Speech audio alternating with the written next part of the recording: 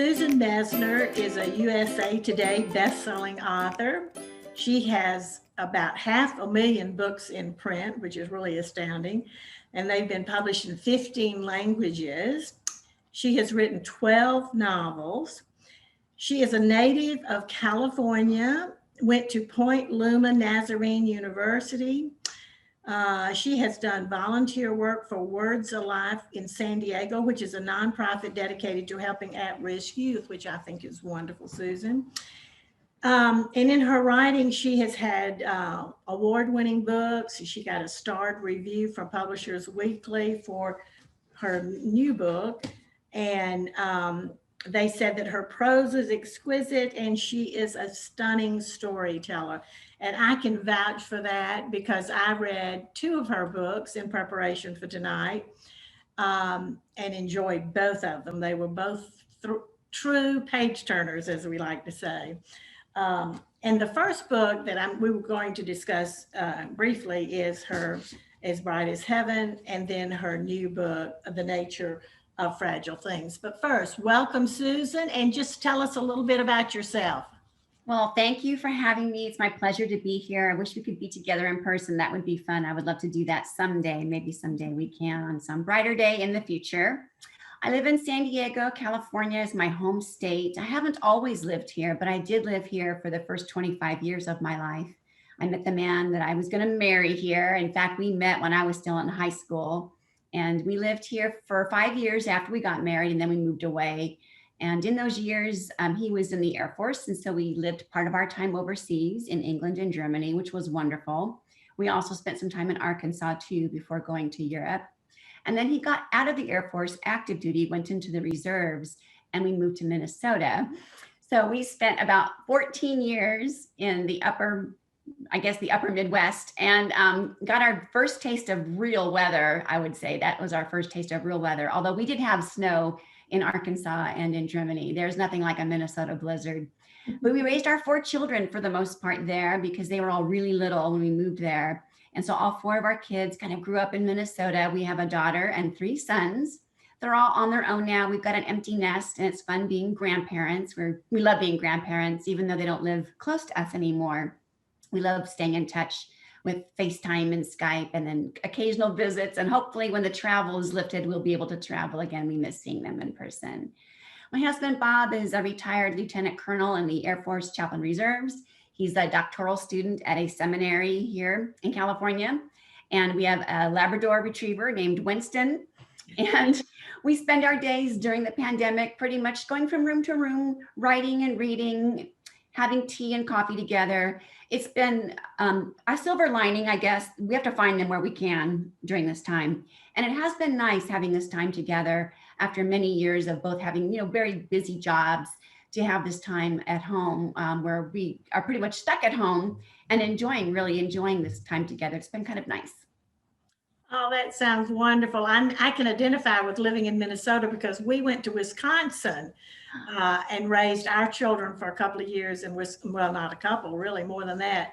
I would say 4 or 5 years in Wisconsin, and going from Atlanta to Wisconsin was a shock. And I met my husband in elementary school. So there you go. But that's wonderful. And it's good that you both have projects, writing projects and work that you can do during this pandemic time, and you're at home. That's a great advantage, I think. Well, I would like to ask you first to talk a little bit about your book, Bright as Heaven. I know that your new book just came out February the 2nd. And so I told all of our women if they would like to read this book first and then get your other book. And so I'm sure some of our women have read your new book, but some are just now getting it. But this was so appealing to me because it was about the Spanish pandemic, the Spanish flu, the pandemic of 1918, which we don't really talk about very much. Will you talk a little bit about how you got interested in it and did your research for this book? And I really enjoyed it. Sure. Well, thank you so much for the compliment. I appreciate that. When I was noodling around for an idea for a book that I knew would release in 2018, I was looking kind of in the past to see, well, what happened 100 years ago that I could maybe write about, because it might be of interest in 2018. And I knew there had been a pandemic in 1918 called the Spanish flu pandemic, but I knew nothing about it.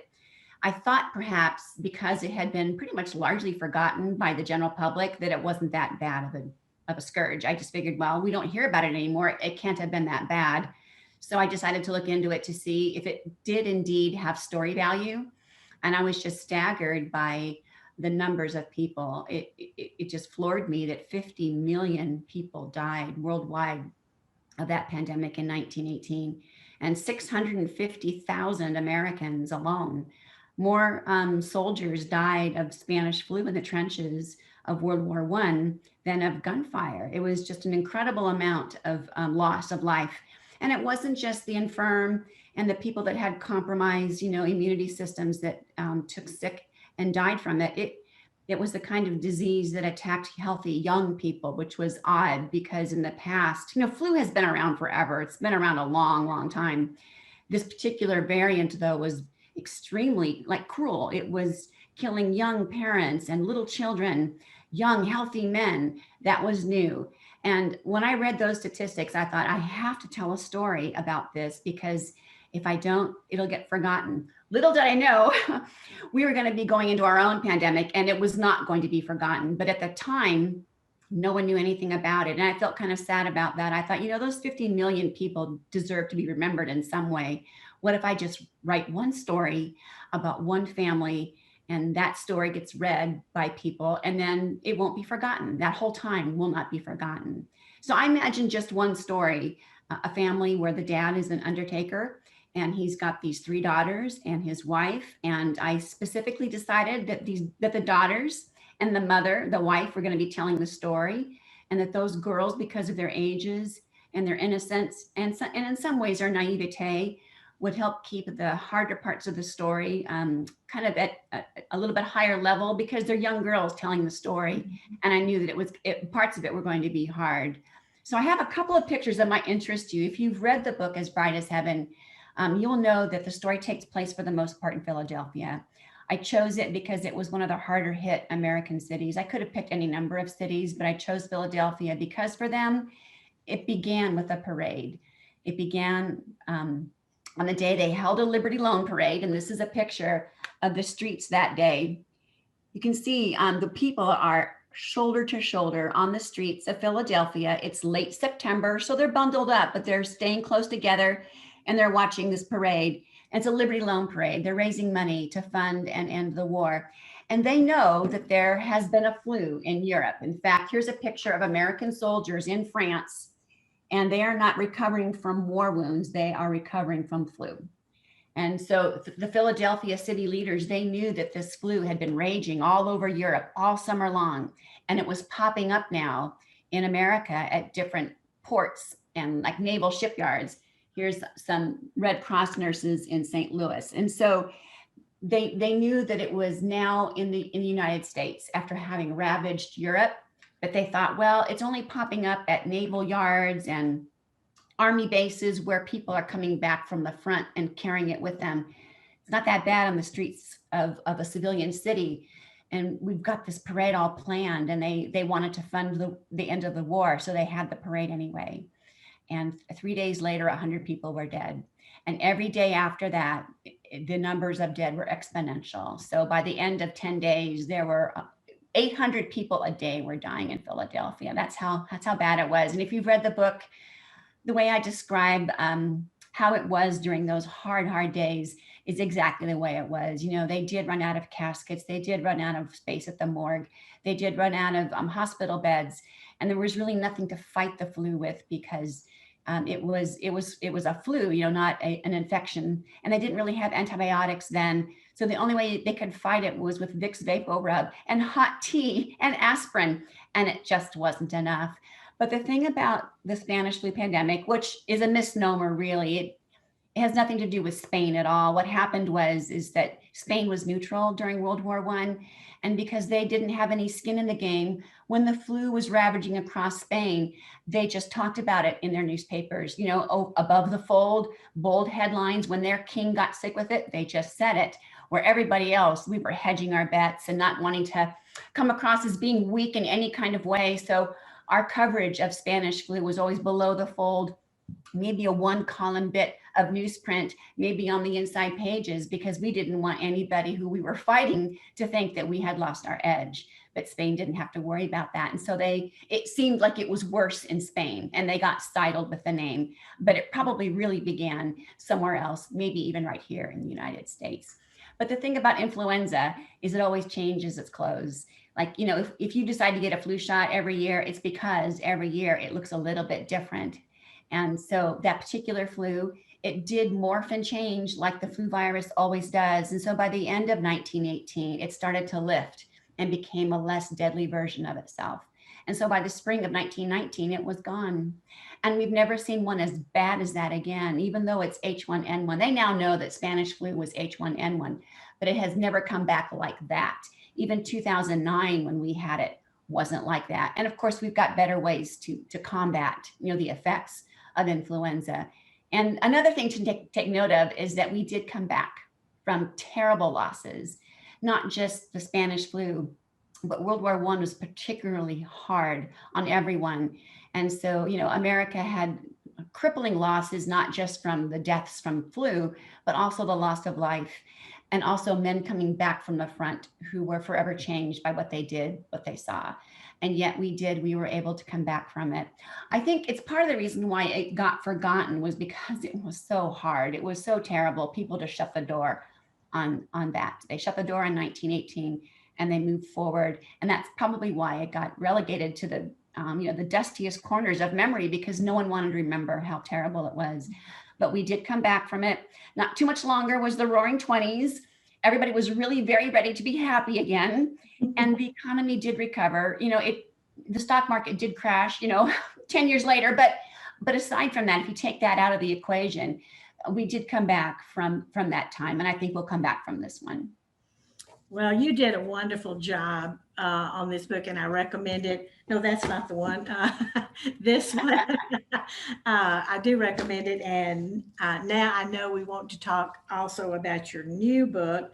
And it's interesting to me that, of course, I'm a historian and love history, but you select trying times, a catastrophic event, and then you weave a story around that. Have you always done that in all of your books?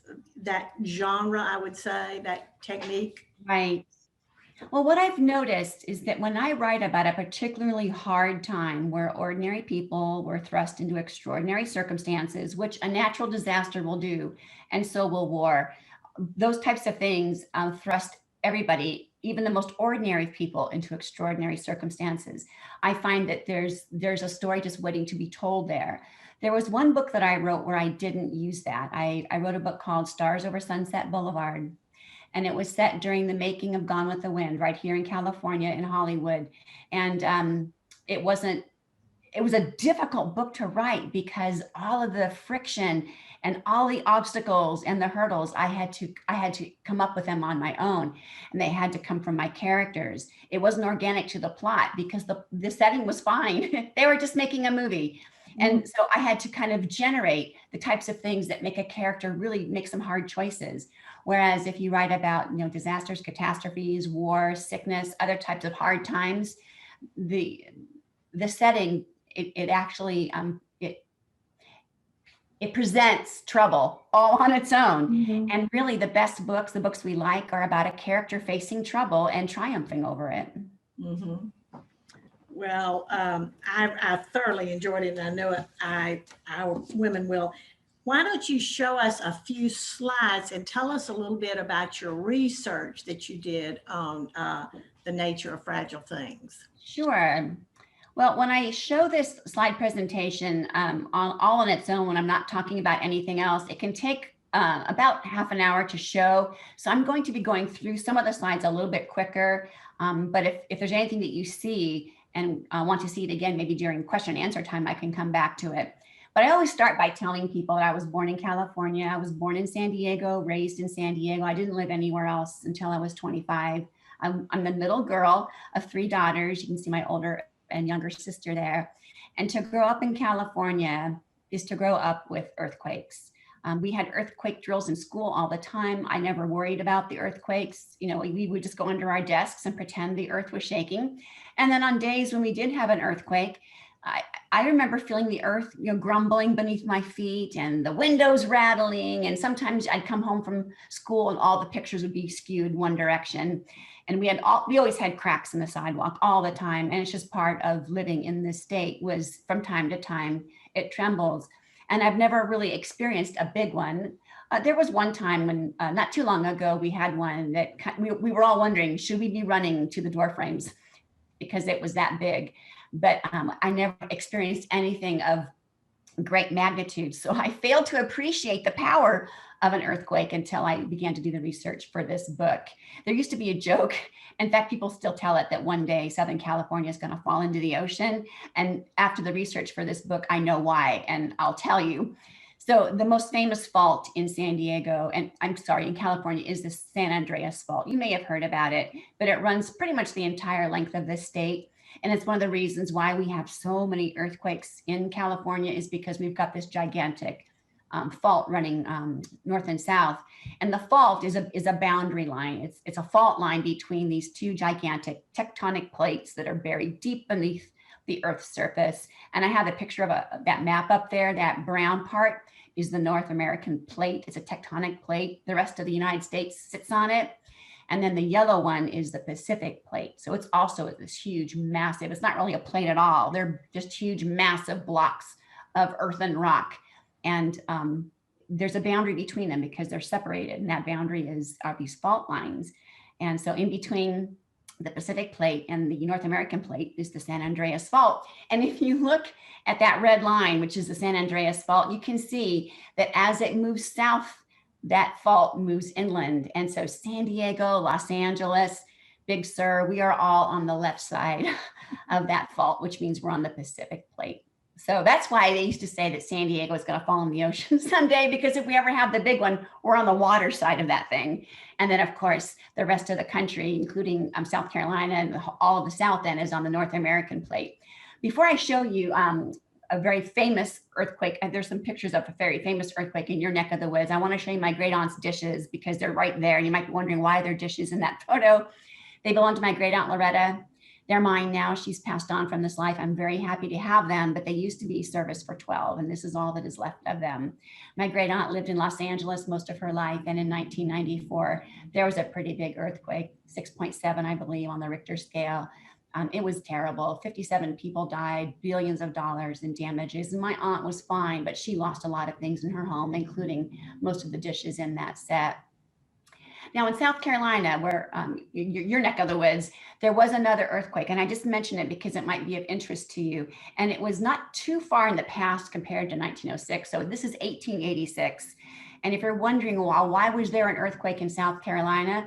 There's no boundary. There's no tectonic plate boundary there. Well, apparently the Earth has these intra-plate earthquakes, which means there's just a weakness in the North American plate. And when that weakness was, because the plates are always moving. And so when there was this weakness, it had a little tremble, except it was big. It was big. In fact, Charleston took the brunt of it. And the other Richter scale wasn't developed yet. That came 40 years later. But they're guessing it was over 7. Which is huge because the San Francisco quake was 7.9. So pretty much Charleston was leveled. They say 14,000 chimneys fell. It was felt as far away as Boston, Chicago, and Cuba. That's how far away this particular earthquake was felt. It was August 31, 1886 at 10 o'clock at night, I believe. And it cost $5.5 million in damages, which is 112 million in today's dollars. And I believe 100 people died. But because there is no boundary fault in the South, in South Carolina, there hasn't been that. I don't think you have very many earthquakes. And that's the reason why, is because there is no boundary line there. And this one was particularly rare, and one like it hasn't happened again. Now, the book I decided to write with the backdrop of San Francisco's earthquake was a book about a woman named Sophie. She's not a real person, but I found these photos doing a Google image search, and I thought, these people look like I see these people in my mind. And so I used them to kind of orient myself to their characters. And if it's helpful to you to see them, this is how I imagine they look. I didn't want the book to be an earthquake book. I just wanted to use the earthquake as a backdrop to tell a story about people. And these are the people. Now, Sophie comes to San Francisco from New York. She's actually a mail order bride. When the story opens up, she's on her way from New York to San Francisco because she answered a mail order bride ad from Martin Hawking, who's a very handsome man. He's the man in the middle. She wanted out of New York so badly that she did this. She answered a mail order bride ad. She doesn't explain exactly why she wanted out of New York, but we know that she was in a terrible tenement situation. And the tenements in Lower Manhattan at the turn of the century were pretty awful. So that's probably reason enough. But you can tell by the way she's telling you the story that there's more to it, that she doesn't share everything all at once. So she answers the ad. Martin sends her a train ticket, because I know, right? Because he wants a new wife for himself and a new mother for his little girl. Her name is Catherine, but he calls her Cat. And so they agree. She says, I'll come. And he says, great, here's a train ticket. Now, I made Sophie, my character, hail from Ireland. I wanted her to be an immigrant living in the Lower Manhattan tenements. And I picked Ireland because my family has, on both sides, on my maternal side and paternal side, has relatives from the northern parts of Ireland. So I had Sophie hail from a place called Donaghadee. It's on the northern tip of Ireland, on the right side by the Irish Sea. And I kind of wanted her to go to a place, San Francisco, that would remind her from time to time of home.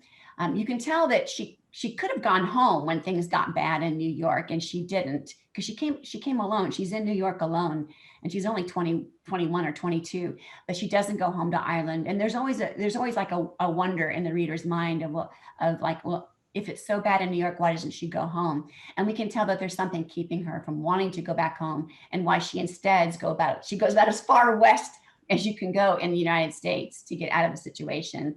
Now, the picture you see on the upper part of your screen is a Jacob Riis photo.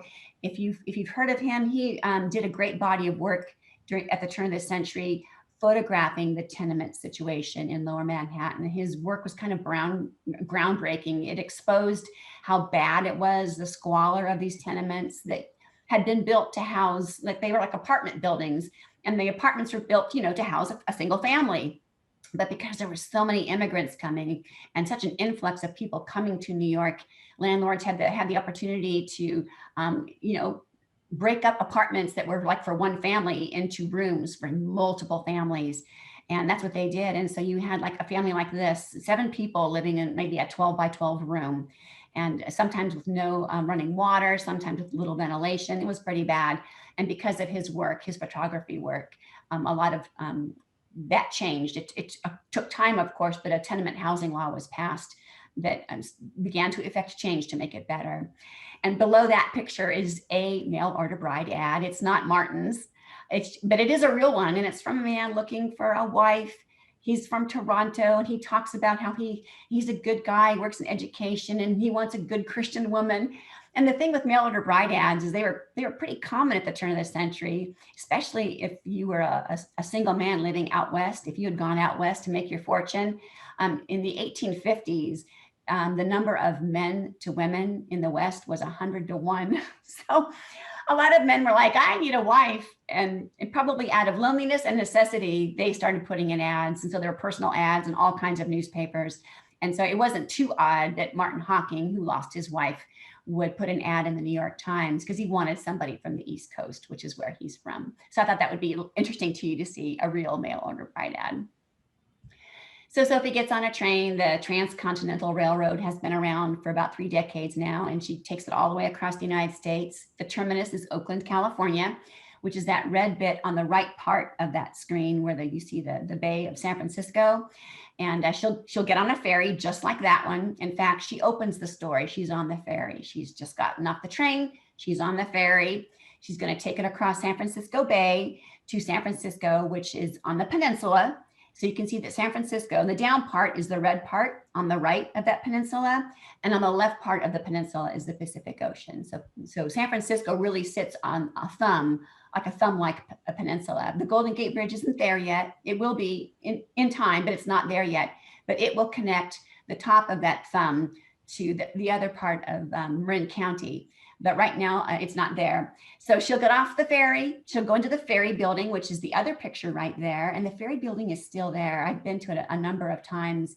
It's actually a really cool place. It survived the quake and fires, and it's got food halls in there and restaurants and a bookstore. There's a farmer's market on Saturdays. It's lovely. It's a great place, and it's still there. So she'll go through the ferry buildings. She'll meet him for the first time. She has his picture. That's all she has. And then they will get into a horse-drawn carriage, and they'll go to the courthouse, and she'll marry him just after meeting him. So the world that she goes into, the world of San Francisco she gets there in 1905, and in this, right after the turn of the century, it's a very beautiful city. There's a lot of buildings, and a lot of actually affluent people live there because they made their riches either in the railroad and the gold rush. And the map that you see there is a contemporary map. I used it when I was walking around, walking in the steps of my characters, but I show it to you because you might be familiar with San Francisco. So if you can see on the right side of the screen there, you can see where the ferry building is. She gets off the ferry, they get in a cab, they come down Market Street, which kind of bisects diagonally. And where you see that Capitol Rotunda looking like thing, that's the county building, the courthouse is there. And even though the new one, because the old one was destroyed by the earthquake, the new one's about in the same place. So you can imagine she's right around there. She gets off, they get married, and then they head north to that little black house icon. I kind of added that to show you where she lives. So she lives in a very nice neighborhood now of San Francisco. It's really near Pacific Heights, a little bit to the left of Nob Hill. So she's in a very beautiful, lovely neighborhood. He's not rich. Martin is not rich, but he's got some money. And she settles into a very comfortable kind of life. And at first, she's very happy because she has almost everything that she's long wanted. She's got a nice house to live in, good food, pretty clothes. She's got this little girl to love. And Kat doesn't speak. And that's attributed to the fact that she's grieving the loss of her mother 5 months before. But Sophie thinks she can love that little girl into speaking again. And she already knows that she can't have children. So she thought, I'll never have kids. I'll never be anyone's mother. And now she's got this little girl to love. And so she's happy, except there's just this little niggling thing that something's up with her new husband. He's not mean or abusive. He's a good provider, but there's something up with him. He's a little aloof, a little mysterious, and she can't quite figure him out, but she dismisses it because she's got everything else. And it's enough. And so she's able to dismiss it until a certain day in April in 1906, and everything starts to crumble for her. And I don't just mean the physical world, her own personal world crumbles the exact same time. So San Francisco in 1906, again, it was called the Paris of the West. Many affluent people lived there. You can see some of these pictures show you how beautiful it was. That building right there on the left is that county courthouse. She would have gone here to get married. And it's brand new. It took 26 years to build at an astronomical $6 million. And it's not even finished. It's almost finished. And you can see how beautiful it is. It covers a whole city block, and it's not just the courthouse. It's the city clerk, and the city hospital's there, the library's there, all the municipal buildings are there, and it's beautiful. You can see all those columns that line the front. It's a very beautiful building, very expensive to build. Here's one of the downtown streets. That's California Street. This is the Palace Hotel. It's a really beautiful, luxurious hotel. I have one scene in there. The Cliff House is on the right side. The Cliff House is on the Pacific Ocean side of the peninsula. And that's where people went to have beautiful lunches and ballroom dancing and beautiful panoramic ocean views.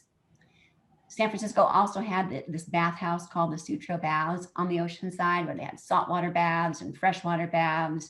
And it was beautiful, lots of greenery. All the rich and famous wanted to go there on Saturday afternoons to swim. And chillingly enough, this picture was taken one day before the earthquake, April 17, 1906. And this picture to me kind of suggested a theme to me for the whole book. And that is, things aren't as they seem.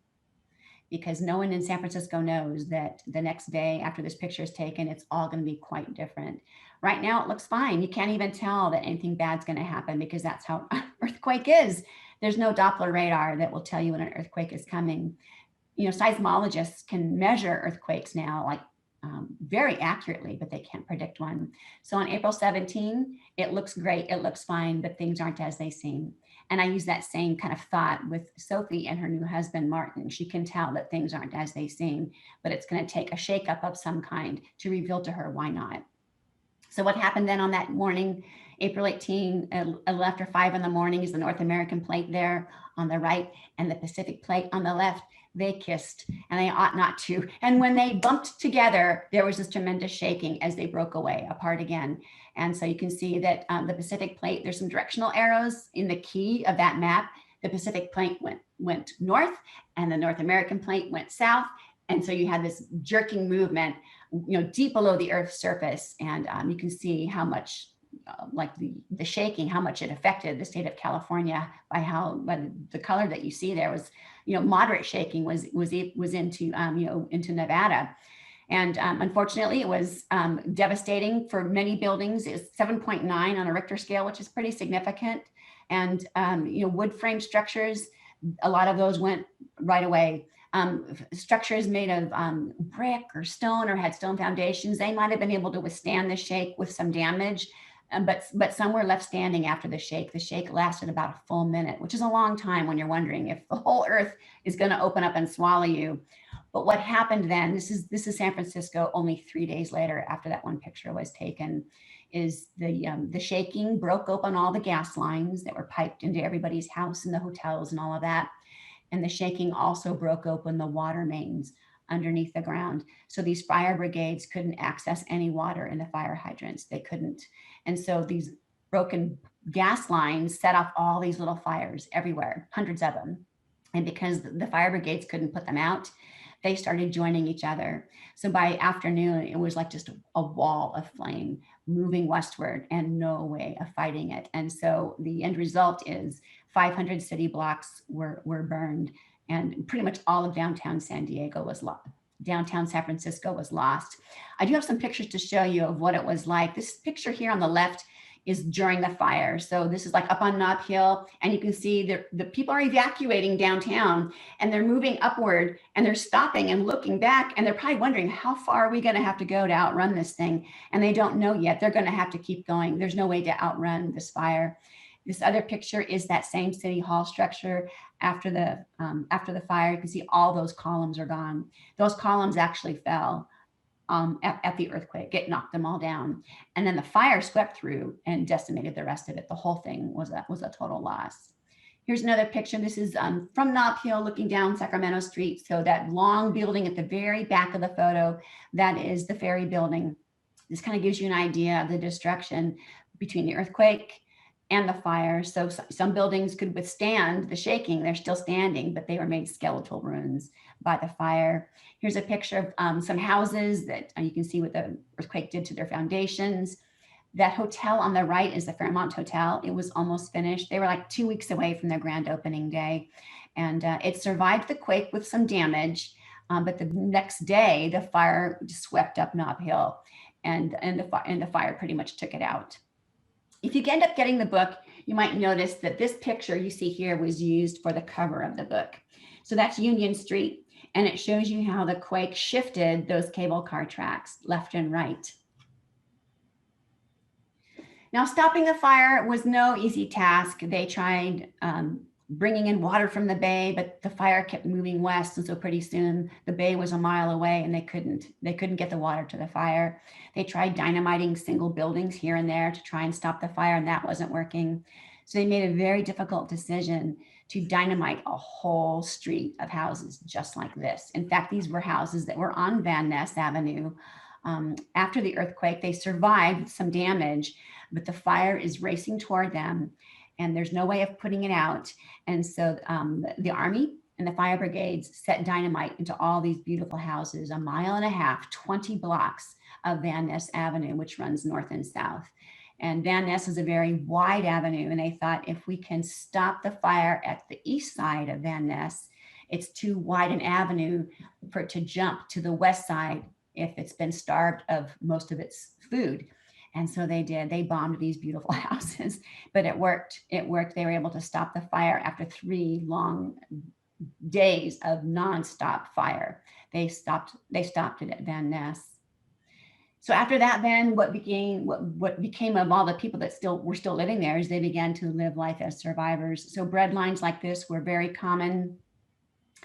Most everybody who stayed in the city had to live in some sort of, well, not everybody, but many people lived in tent cities just like this. If you had a place to stay, like friends on the other side of Van Ness, or if you could find a room to rent, but many people, what they ended up doing was living in tent cities in Presidio Park, in Golden Gate Park, and Lafayette Park. There are many, many tent cities. And the tents didn't come that first night. A lot of people just slept under the stars. But the second day, the Army was sending in tents and cots for people to live in. People were told not to cook in their homes anymore. If you had a home that was still standing, they did not want you to even try cooking in your home because there was no way to put out a fire, and they did not want to repeat. So everybody drug out their stoves and cooked in the street if you still had a house that you could drag a stove out of. These are some then and now pictures I'll show you really quickly. This is the same intersection then after the fire and earthquake, and the same intersection now today. So you can kind of see how the city has come, like in the 100 years that it's been, how has the city, how the city changed? These are the exact same intersections. This is Market Street at Powell. It's kind of a famous intersection there. You can see the flood building is that Flatiron shaped building is still there. It was gutted by fire, but they were able to save it. And here's one intersection where you can tell there's really nothing left of the 1906 version. What you see now is all completely new. That's a timeline. I pretty much explained all of it, so I'm going to skip that slide and just show you that the starting over phase began as soon as those fires were put out, as soon as the dust settled, or the ash settled, if you will. And they began scooping up all the debris, putting it into wagons just like this one, and moving it all north to the marina, which they just made a big landfill. And now there's just a huge park there. It's all landfill built from debris from the quake. And everybody was expected to pick up a shovel and a broom and work. In fact, if you stayed in the city, if you didn't leave, if you didn't evacuate out and stayed, you were told you will work to clean up. In fact, you had to, if you were like a doctor, you had to wear a little badge that said "Do not press," that would get you out of being pressed into service because your services were needed elsewhere. Some people built their retail operations exactly where they had stood before. Like this is a jeweler telling people, "I'm going to come back and I'll be right here." And it's kind of that moxie, I think, that allowed San Francisco to rise up from this kind of destruction to be able to host the World's Fair just 9 years later. So in 1915, not even a decade later, San Francisco had risen from the ashes like a phoenix and built these beautiful buildings for that the 1915 exposition. It was to celebrate the completion of the Panama Canal. There were all kinds of beautiful buildings like this one, and galleries and exhibitions, games, concerts, education halls, and in the months from February to December, 18 million people came to San Francisco to not only go to the World's Fair, but to see this city that had come back from such incredible loss. And if you're wondering how they did it, well, part of it was just that determination to come back and to start over and to rebuild. And the other part was they didn't have to do it alone. Within 3 days of the disaster, the other states in the United States sent in $5 million in donations. That's just after 3 days. There were all kinds of offers of help from foreign aid. There were trainloads of provisions sent from Oregon. Chicago sent meat. Minnesota sent flour. They had like the arms of their sister states coming around them to help them rebuild. And of course, now San Francisco is very different from the one that was decimated by fire. It's a very beautiful, vibrant, electric kind of city. It's very expensive. People go there just to go there. It's definitely a city for tourists. There's so much to see and do. And it's definitely a city where you can tell the echoes of the earthquake, you have to look for them because it was a city that came back. And I like this picture. And I like that idea that to come back from incredible loss, you do have to you have to have that determination, but you also have to have people to come alongside you and help you. And not only did San Francisco have that, but I created a world for Sophie where she's not going to be alone. One of the themes of this book is female solidarity. And so within the book, I can't explain how because it'll spoil it for you, but within the book, she's going to meet two other women, and they're going to come around each other to help each other, rally around each other to help each other. And I think that's how we do come back from devastating loss, is, you know, first having the will, and then having the support and love of people who care about us. So I'm going to stop my screen share there, and we can move to whatever part of the program you'd like to do next. I just want to say you did a wonderful job of having Sophie and Kat walking through the debris and through the streets. And when I talked to Susan the other day, I said, I mean, just to have all of that research and know what was standing and how they could get from one place to the other, you really did a good job. And we can tell from hearing you talk how much research you did. It was really wonderful. And you created wonderful characters. How do you go about structuring your novel? What questions do you ask? And you have a little thread of mystery in here. Yeah, I did. Yeah, this one I was able to put in a really interesting mystery twist that I don't usually write mysteries, and I love them though. I love a good mystery. So the fact that I was able to have one in this book was really quite, it was thrilling for me. And I'm finding out that readers really, really like it too. So I'm really glad that I was able to pull it off, since I'm not really technically a mystery writer. But usually what I have to figure out before I start writing even word one is, what does my character want? And why don't they have it? And what stands in their way? So I had to figure out, what does Sophie want? And why doesn't she have it? And what's going to stand in her way? And that all kind of evolves too as the story moves through, because, you know, she's telling the reader the story. So you only know what she wants by what she tells you she wants. You know, sometimes you have to wait to see, as she develops and as she begins to trust the reader with more information, what she wants. But once I know what the character wants and why they don't have it and what stands in their way, then I can begin to work with the other characters in the book, because every character in the book wants something. And every character is dealing with, you know, why they don't have it. You know, when you think about Green Eggs and Ham, the book by Dr. Seuss, it's about a character who wants something. You know, the little guy wants the big guy to try the green eggs and ham, and he won't do it. It's a very, very simple story structure, but it's the basic story structure of any novel, is that the character wants something and he meets opposition. And that's really like the bare bones of the story. Mm-hmm.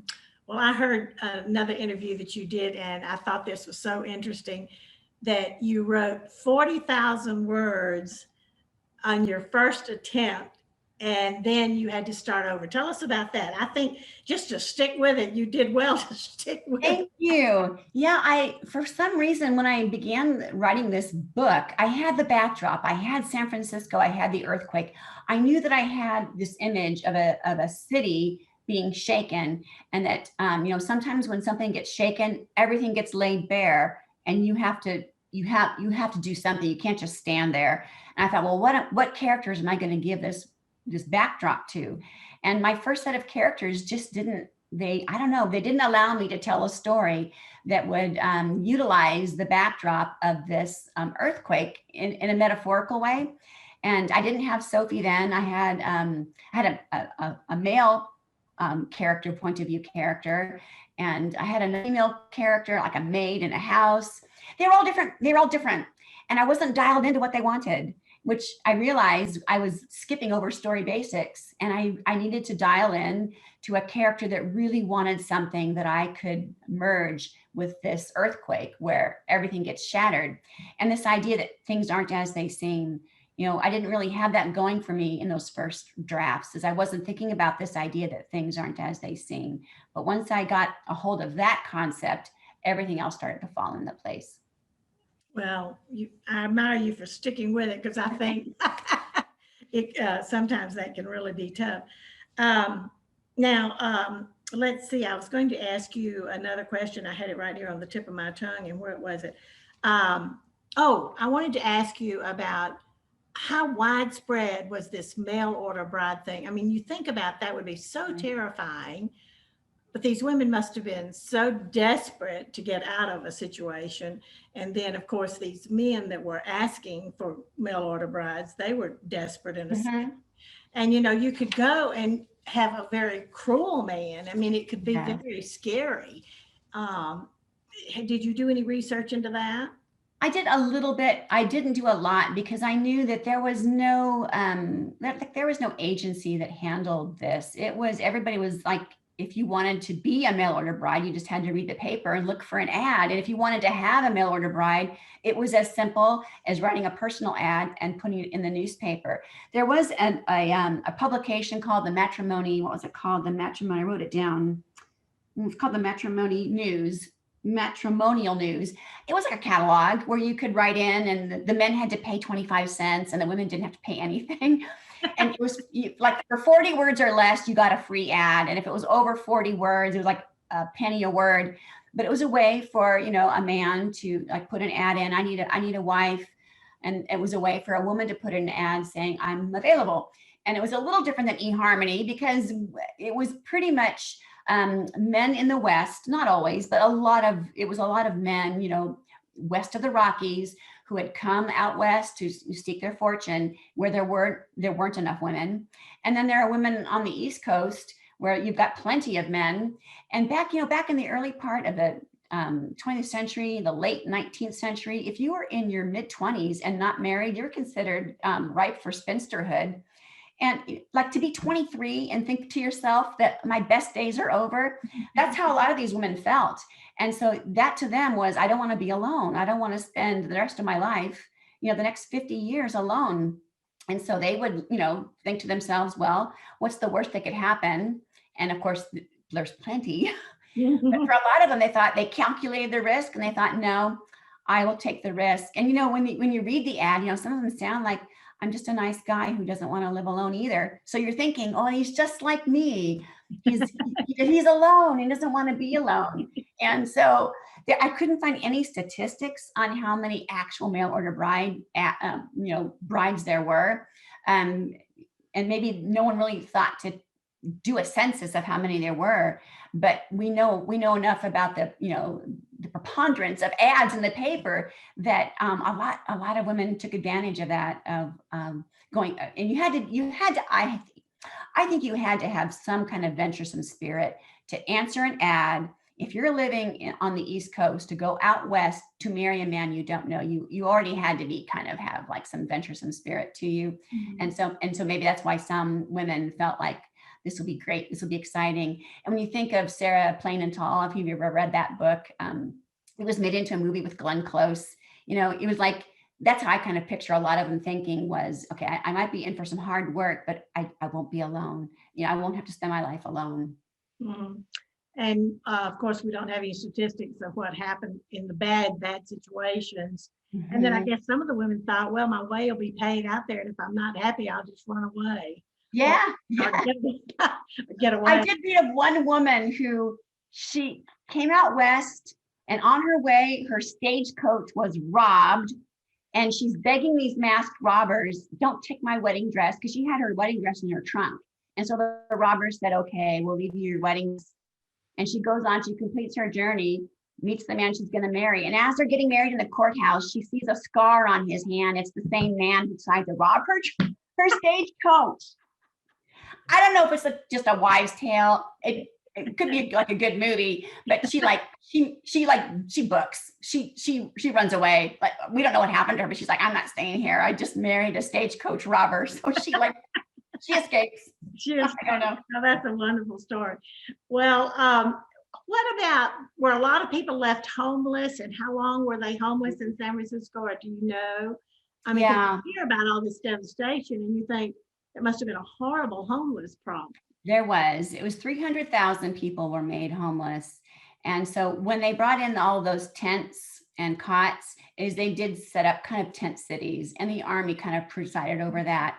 So they would line up the tents, just like, if you were like in a wartime encampment, they would line up the tents and everybody was assigned. That it wasn't pell-mell. There was some order to these tent cities, and it was managed by the Army. So it felt like you had some supervision. I don't think people had to worry too much about law and order in those tent cities because it was presided over by military. And so there was that. If you could leave the city, they told you to go. Like if you could get to the ferries, because all the railroads, like the train stations leading out of San Francisco, for the most part, were burned. but the ferry docks were still there and the ferry building was still there. And so they were telling people, if you can get to the ferry, go to Oakland, the railroad will give you a one-way ticket to anywhere. Just go. Because feeding all of these homeless people was just, it was monumental. And they were able to do it. They had bread lines, it was all regulated, but it was work. Logistically, it was a huge job to keep all of these homeless people fed and sheltered while they did the cleanup and recovery. Well, you did a good job of describing how the military came in and how it was organized. And it reminded you of 9/11, where they would put notes up on a billboard or a poster or Yes. whatever Yes. if they were looking for somebody. Yeah, that was the hard part, is you could get separated, and it was hard to find people because you couldn't go to your normal spot to find them, and there was the communication was terrible because no one had working telephones. All the telephone lines had been burned, and and telegraph stations had been burned, so it was really hard to connect with people if you got separated. And it's the worst earthquake in American history, isn't it? I believe it is. Because I haven't heard of anything like I it. believe it is. If I'm wrong about that, I will find out, because I have not read of another one that eclipses it. Yeah.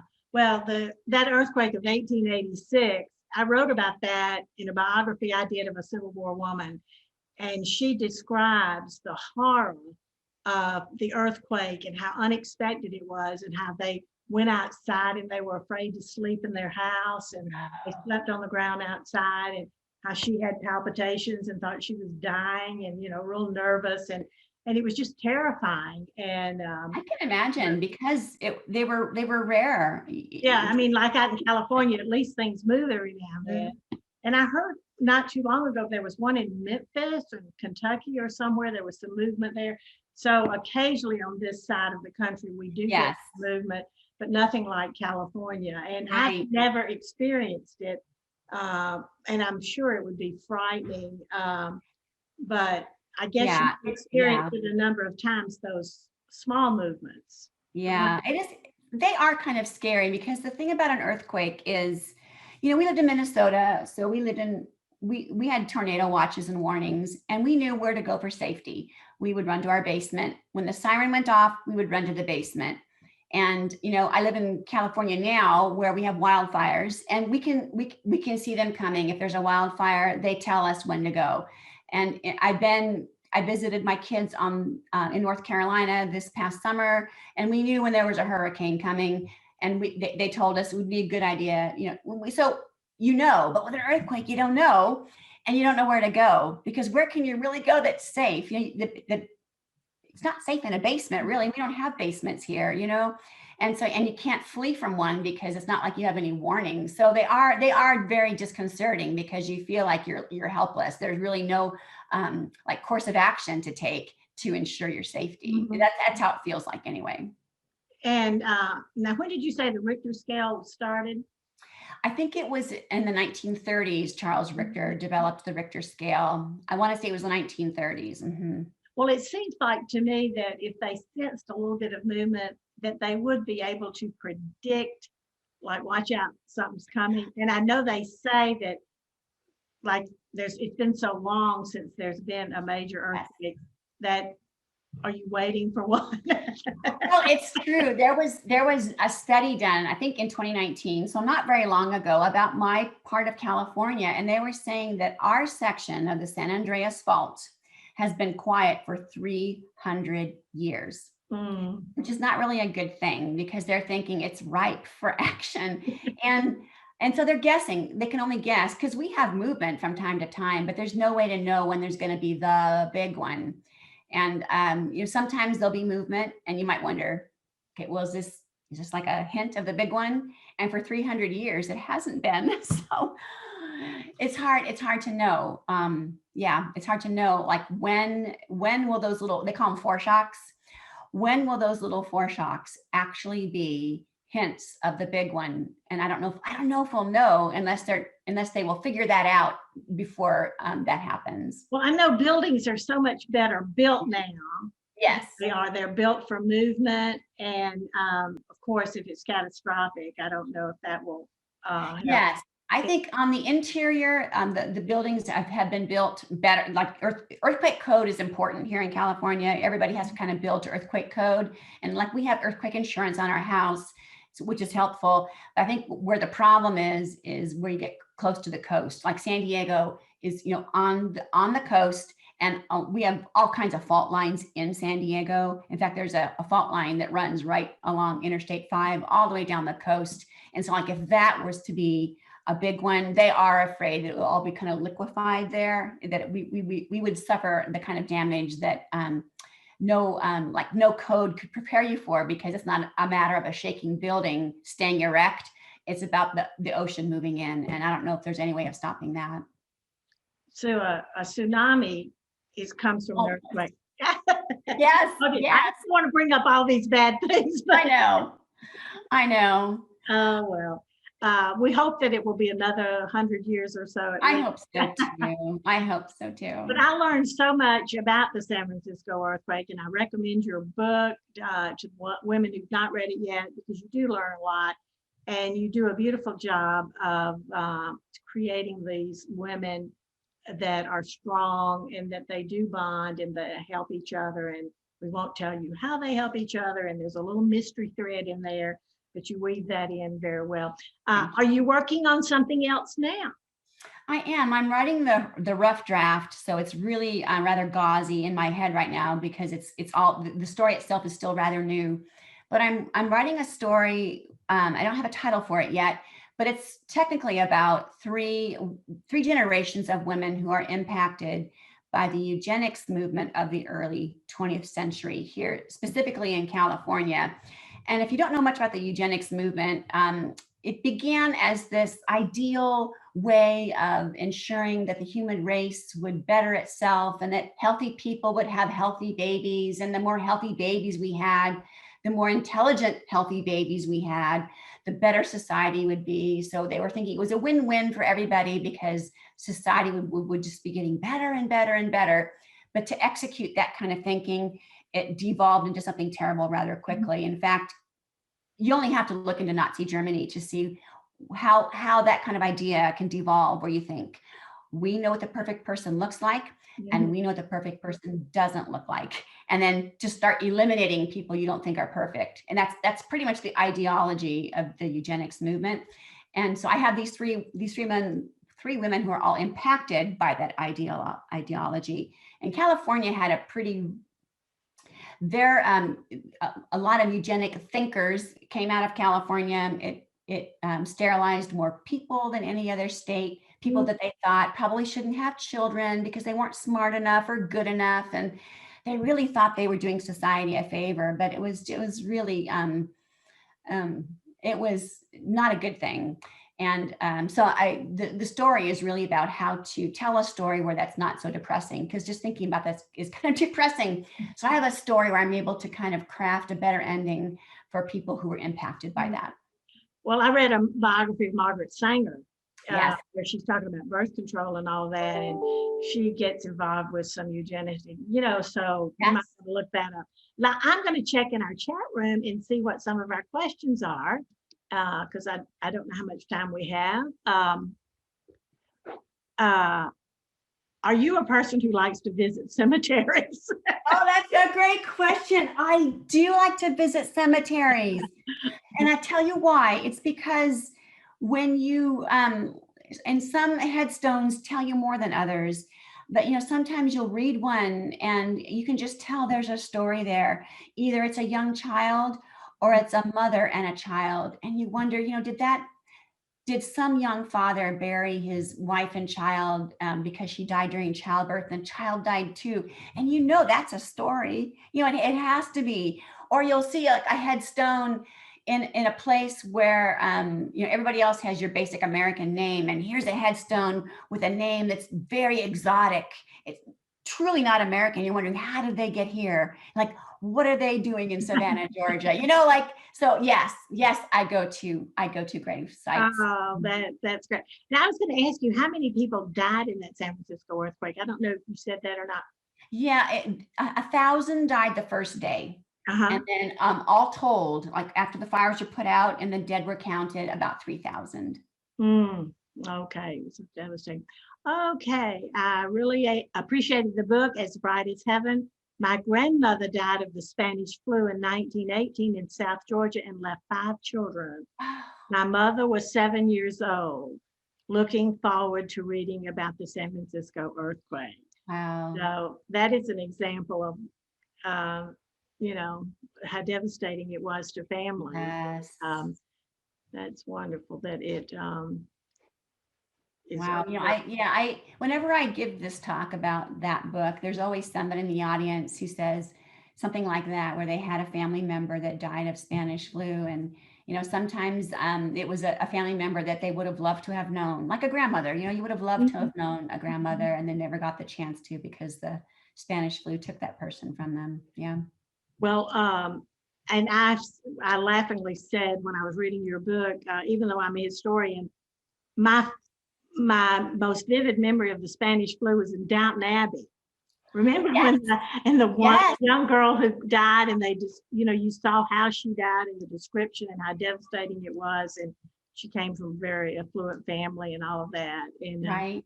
but we just didn't hear about it, and that Yeah. was a dramatization recently that really brought it home to us. Yeah. Okay, let's see what else we have here. Let me scroll.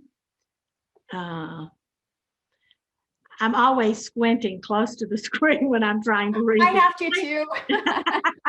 Forgive me. I know that there's another one. Um,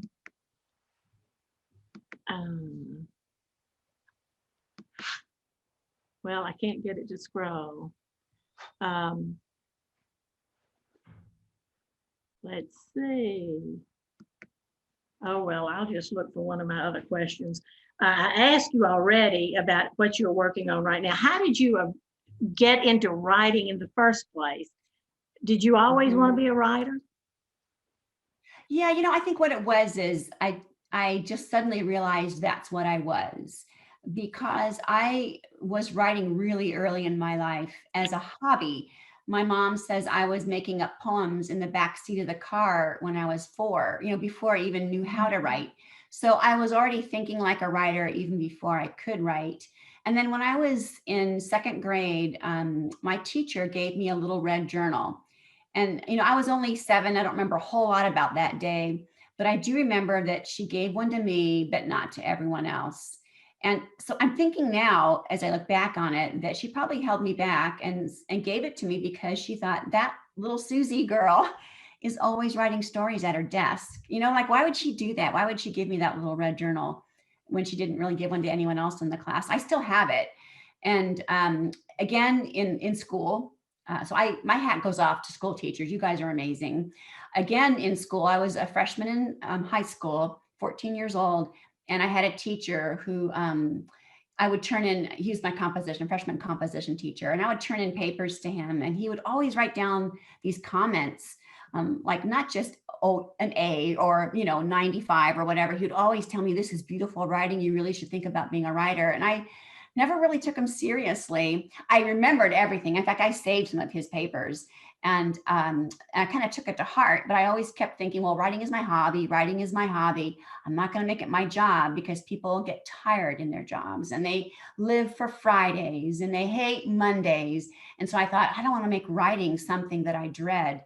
And I know now that was immature thinking. I know now that you can do the job you love and even get tired by it, but because you love it, you can't wait to get back to it. You need rest from time to time, but you want to get back to it. So anyway, I didn't write for like professionally until my 30s. And I got a job at a newspaper. And then I realized, oh, writing for a paycheck is fun. So, and it took me 34 years to realize that writing for a paycheck can be fun. And I did that. I wrote for the newspaper for 10 years. And then but I did have a novel, clawing at me, wanting to get out. And I just didn't have time. We had 4 children. The newspaper was very busy. I was promoted. I was managing editor after a time. And so I always thought, well, I don't have time to try my hand at a novel. And I finally realized, I think I was 42, that if I don't give it at least a shot, I'll never know if I could pull it off. And so I finally did. I actually quit the job at the paper to write my first novel. and I didn't know if anybody would want it. I didn't know anybody in the industry. Nobody knew me, but I thought I have to try. And I did. And I'm so glad I took that risk because it did get picked up by a very small house, but it did get picked up by a small publishing house. And it got published and they wanted another one from me. And I just kind of grew from that so that, now I'm writing for a big house. And I feel like I owe that confidence that took me a while to tap into to those two teachers. Now, the one that gave me the Little Red Journal, she has passed on, but the other one who just celebrated his 93rd birthday, that English teacher, we get together for coffee. Oh, and I know he's so proud of you because In he's fact, one of his yes, teachers that is made good. yes, and so he's very proud of me, and I'm very fond of him. And so we were able to reconnect after I came back to San Diego. In fact, if your readers have read A Fall of Marigolds, the dedication is to him. His name is Frank Barone, and I dedicated that book to him. It's set on Ellis Island, and his family came from Italy through Ellis Island, and plus he was like the person who gave me the most confidence as a young writer. I feel like I probably wouldn't have given it a try if I hadn't had all that early affirmation from him. So if there's any school teacher out there, I salute you. We've got a lot of school teachers in our group, and I used to teach. My daughter's an English teacher. And but I think you're so fortunate if you have that one teacher that recognizes something in you that you don't necessarily recognize yourself, and they encourage you to do it when you think, I don't know if I can do this. And that's, yeah, I'm very grateful. Well, of your past books, I know you've written one about the Salem witch trials. I did, yes. And that's intriguing. Do you have another favorite that you might like to mention? And then somebody wanted to know what you're reading now.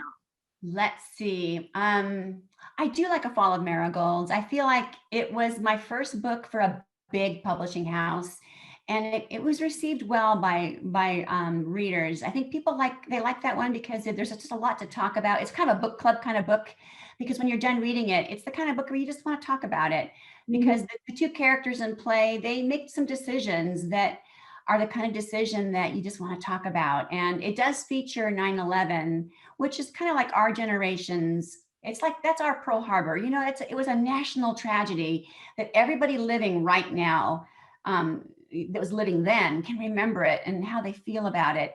And so it features that and Ellis Island as well. So A Fall of Marigolds might be, the Nature of Fragile Things is right now my current favorite because I just wrote it and all those characters are really close to me. But A Fall of Marigolds is a close second. And then the book I'm reading right now, I just started it, is The Arctic Fury by Greer McAllister.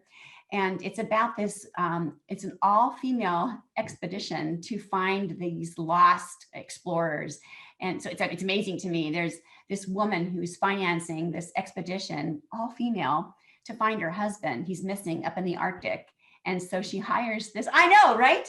And I think it's a true story, I think. And so I'm already getting cold just reading it because, and they haven't even left yet. But that's amazing. Yeah, but I can tell that it's gonna get cold before it gets warm again for those girls. Well, our book, I'll just give a plug to one. Have you read Finding Dorothy? I haven't read it yet. Okay, this is the book we're going to read next month, ladies. So I just mentioned it now. And this author, Elizabeth Lett, she's going to be with us. I think she's in California or something. But I just started it, and you were talking about the writing of Gone with the Wind. When she starts out, it's all about the making of The Wizard of Oz. And her husband's deceased, and Maud is his wife. And she wants to make sure they do it correctly. That's great. She's going to go out there and tell them how to do it. That's great. Okay, here are a few questions that have popped up now. After a day of writing, do you still like to relax for the book? I do, because the art of writing is like, is all give out, give out, give out. And reading for me is taking in, taking in, taking in. So even though they're related, one depletes me and one fills me. And so yes, by the end of the day, I do want to read. I don't want to read something related to the book I'm writing. I do want to give that a rest, but I can't wait for the end of the day, because I do all my reading for pleasure. At the end of the day, I really can't wait for the end of the day where I can read for me. Well, I must admit that, as I say, I'm a historian. I've written history, but I'm I'm doing my first novel. And I love it. I'm having so much How fun. And fun. I've got a friend who, an editor that has looked at it, and it's a wonderful learning experience. But she says if you don't love it, don't do it. Oh, that's And actually really good advice. and if you do enjoy it, and I enjoy going to it, and then I read every night, and you know, you learn from other people's writing, and you're inspired by it. So that's great. Okay, are any of your books going to be made into a movie? That would be There's fun. a movie in this. I know it would be fun. I've always thought, well, if I ever get the call, that'll be a fun day. I'm okay if it doesn't happen because there are a lot of books out there, and I know that making a movie of an historical novel is expensive because they have to recreate the past, you know, to film it. And so I know it's always more expensive. If I get the call, I'm on board. But I have thought, because I wrote a book that takes place on the Queen Mary, which is a ship that's moored now in Long Beach Harbor. And I wrote a book about war brides, you know, coming over from Europe after having married American GIs, and they come over on the Queen Mary in 1946. And that's one movie set they wouldn't have to create because she's Oh, I know it. Hey, that sounds like a good movie to me. Okay, here, Susan, what a wonderful presentation. I learned so much about San Francisco earthquake. I look forward to reading the book. I loved As Bright as Heaven, and know this one will be just as good. My dad was named after his uncle who survived World War I, but died from the Spanish flu afterwards. Sad. But my grandchild also shares this name, so his memory lives on. So Oh, I like that. somebody else sharing a story of somebody dying from the Spanish flu. Yeah. So many people did. Well, let's see. Do you have anything else you want to say, or does anybody else have a question? I think we've answered all the questions. You're just wonderful, and your enthusiasm is contagious. And I'm sure our women would say that. But this has been a wonderful presentation, and I'm sure we'll be reading this book and your books, and maybe read some of your other ones. They're listed in the front of your books, all these books that you've read and written in the past. And this, as I mentioned already, Finding Dorothy by Elizabeth Letts is our book for next month. And of course, we're going to be doing this by Zoom also. You might want to tune in and look at this. Fun. I think I met her once. I think she and I did a panel one time where it was historical fiction writers. I think I was on a panel with her and she talked about her book, and I remember getting it, and then life got busy and I haven't been able to read it Well, yet. I just picked it up today and started reading it. I've just read the first chapter, but you're grabbed right away. So that's key, you know. How fun. So much fun. So we're going to have fun doing that next time, and she will be with us. That's one good thing about the Zoom presentations and people far away. And I'm sorry, you're gonna do another thing in Atlanta. I think tomorrow you were going to have several stops in Atlanta, and you're having to do them all virtually. But I'm glad that we had this time with you tonight. It's just been wonderful, and we'll have to get you to come back when you do your next book. I hope so. I hope we can do this in person someday. That would be fun. That's great. Well, thank you so much, Susan. It's been wonderful, and you have a good luck with your next book. Thank you so much. Thanks for having me. Bye-bye.